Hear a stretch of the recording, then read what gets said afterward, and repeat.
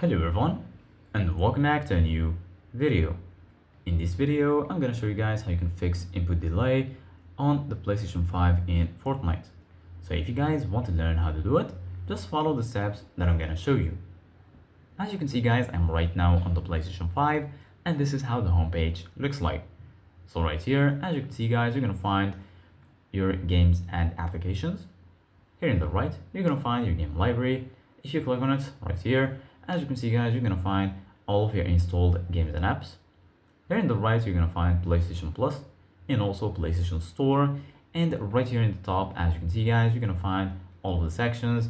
Here you're gonna find games, media, search, settings, and here you're gonna find your profile icon. So basically guys, right now, in order to fix the input delay on your PlayStation 5, go ahead and click on settings. And then once you do that, right here you're gonna find network settings, accessibility, and so on. Scroll a little bit down and then here you're gonna find accessories. Go ahead and click on it.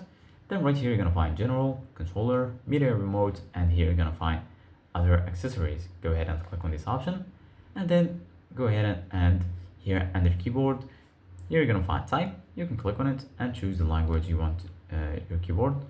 And here you're gonna find key repeat delay. Go ahead and click on this one, and then here you're gonna find short, normal, and long. Make sure you set it to short so you have the shortest and fastest input delay.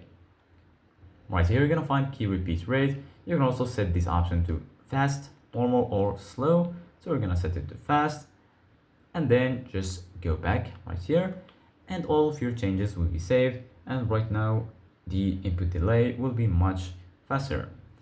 So this is it guys for today's video. Thank you guys for watching. See you guys in the next video.